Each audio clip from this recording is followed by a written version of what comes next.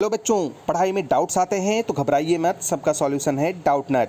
बच्चों, अब किसी भी सवाल में आप अटक गए हो या आपसे सॉल्व नहीं हो पा रहा है तो आपको उस क्वेश्चन का फोटो लेना है, उसे क्रॉप करना है और बस 5 सेकंड के अंदर आपको मिलेंगे वीडियो सॉल्यूशंस। फिर चाहे आपका question homework CBSE, UP, Maharashtra, Rajasthan, MP या किसी अन्य बोर्ड का हो या फिर आईआईटी, जेई, नीट या फिर 6वीं से 12वीं का कोई भी सवाल हो, सबका जवाब मिलेगा डाउटनट पर। साथ ही डाउटनट पर पढ़िए अब कोटा के बेस्ट फैकल्टीज जैसे जेबी सर, एनजे सर, आकांक्षा मैम, प्रिंस सर जैसे टॉप टीचर से 3 करोड़ से ज़्यादा बच्चे डाउटनट ऐप पर पढ़ाई कर रहे हैं। आप भी जाइए और डाउटनट ऐप इंस्टॉल कीजिए।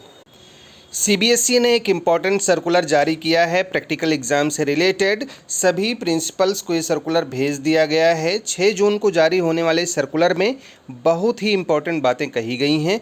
तो बच्चों, मैं हूं उमानाथ पांडे, स्वागत करता हूं आपका गवर्नमेंट एग्जाम्स अड्डा यूट्यूब चैनल में।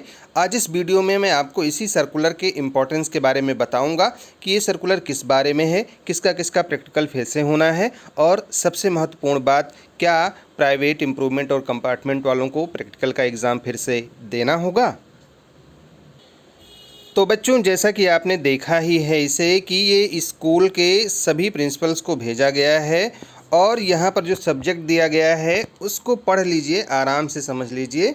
लिखा हुआ है change of mode of school based assessment, मतलब कि स्कूल में किस तरीके से असेसमेंट होना है प्रैक्टिकल एग्ज़ाम्स का या इंटरनल असेसमेंट का, उसका मोड चेंज किया गया है। पहले ये ऑफलाइन होता था और ऑफलाइन होना था, और इसके अलावा जो दूसरी चीज़ की गई है वो है extension of the last date for the uploading of marks, यानी जो इसके मार्क्स अपलोड करने हैं उसका डेट बढ़ाया गया है। किसका? प्रैक्टिकल का, प्रोजेक्ट का, इंटरनल असेसमेंट का। जो क्लास 12 के बच्चे 2021 में परीक्षा देने वाले थे उन बच्चों के बारे में है ये प्रैक्टिकल का बहुत ही इम्पोर्टेंट सर्कुलर है। तो इसकी डेट बढ़ाई गई है। पहले ये डेट 11 जून 2021 हुआ करती थी, इस जून तक सबको भेजना था, अब इसे बढ़ा दिया गया है और यही इस सर्कुलर में मुख्य बातें कही गई हैं। पूरा डिटेल में मैं सर्कुलर समझा देता हूं आपको। अभी मैंने जो पिछला वीडियो बनाया था उसमें आपको बताया था कि बहुत सारे स्कूलों में अभी प्रैक्टिकल के एग्ज़ाम्स नहीं हो पाए थे या इंटरनल असेसमेंट उन्होंने नहीं करवाया था। तो यहाँ पर वही बातें कही गई हैं कि ऐसे स्कूल्स हैं, हमारे संज्ञान में आया है कि बहुत सारे स्कूल्स ऐसे हैं जिन्होंने अपना ये वाला काम नहीं किया है, has not been able to complete the school based assessment in various subjects due to pandemic, कि मतलब इस बीमारी की वजह से वो अपना काम पूरा नहीं कर पाए। जून तक करवाना था तो बीच में कोरोना आ गया, इसलिए नहीं कर पाए। इसलिए अब जो होना है, जिनका प्रैक्टिकल छूट गया है या इंटरनल असेसमेंट जिनका होना है, उसको फिर से परमिट किया जाता है। वो एग्ज़ाम कंडक्ट करवा सकते हैं लेकिन ऑनलाइन मोड में करवाएंगे। और जो डेट थी, जो 11 जून तक अपलोड करने की डेट थी, उसे बढ़ा दिया गया है। अब वो 28 जून तक इस मार्क्स को अपलोड कर पाएंगे और इसके बाद में कोई डेट नहीं बढ़ाई जाएगी। ये नोटिस कल ही सभी लोगों को मिल गई है, जो भी स्कूल वाले प्रिंसिपल्स हैं। अब बाकी इसमें पॉइंट वाइज बहुत सारी बातें कही गई हैं कि एग्ज़ामिनर्स कैसे आप सेलेक्ट करेंगे, इंटरनल कैसे काम करेंगे, एक्सटर्नल कैसे काम करेंगे, कहाँ से आपको डिटेल में इंस्ट्रक्शन लेना है।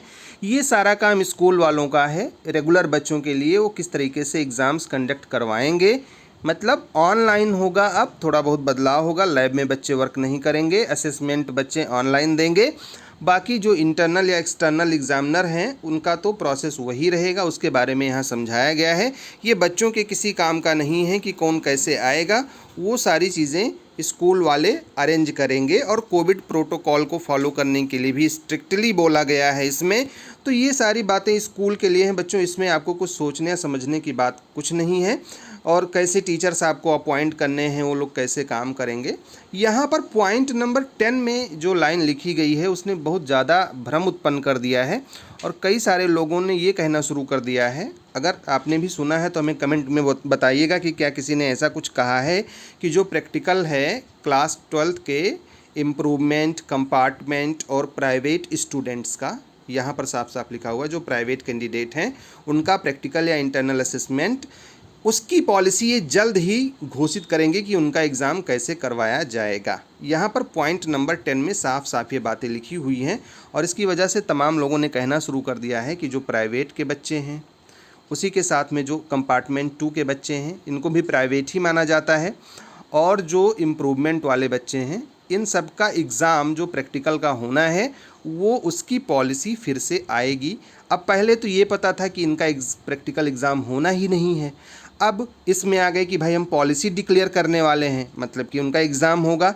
लेकिन बच्चों आप डरो मत, मैं बता दूं कि किसके लिए पॉलिसी आएगी। बहुत सारे ऐसे बच्चे हैं, ध्यान से समझना, बहुत सारे ऐसे बच्चे हैं जिनका प्रैक्टिकल का एग्ज़ाम छूट गया था या उनको आ गया था आरपी, रिपीट इन प्रैक्टिकल, मतलब प्रैक्टिकल में फेल हो गए थे पिछले साल, और या तो प्रैक्टिकल का एग्ज़ाम उनका छूट गया था किसी वजह से, या इंटरनल असेसमेंट का एग्ज़ाम छूट गया था। तो उस ऐसे बच्चों के लिए ये पॉलिसी आएगी कि जो प्राइवेट हैं, मतलब प्राइवेट कैंडिडेट के रूप में परीक्षा दे रहे हैं, लेकिन जिनका प्रैक्टिकल या इंटरनल असेसमेंट का एग्ज़ाम नहीं हो पाया था, उन बच्चों का हम कैसे कंडक्ट करवाएंगे उसके बारे में ये पॉलिसी लेकर के आने वाले हैं। तो सभी बच्चों को घबराने की कोई ज़रूरत नहीं है। किसी भी ऐसे बच्चे का प्रैक्टिकल एग्ज़ाम नहीं होना है जिसका नहीं होना था, मतलब अगर आपका प्रैक्टिकल एग्ज़ाम नहीं होना था मतलब नहीं होगा। अगर आपका छूटा रहा होगा तो भाई बिना उसके तो आपको नंबर मिल नहीं सकता, आप पास नहीं हो सकते।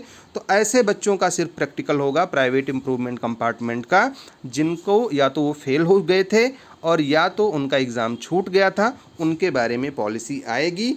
बाकी सारी चीज़ें पुराने नोटिफिकेशन के जैसी ही हैं, तो घबराने की कोई बात नहीं है, टेंशन मत लीजिएगा किसी भी तरीके से। ये उन सभी बच्चों के पूरे एग्ज़ाम की बात नहीं करता बच्चों, इस सर्कुलर में सिर्फ इतना ही है, बाकी कुछ भी नहीं है। तो बिल्कुल आराम से रहिए, खूब अपनी जो फ्यूचर प्लानिंग है उस पर ध्यान दीजिए।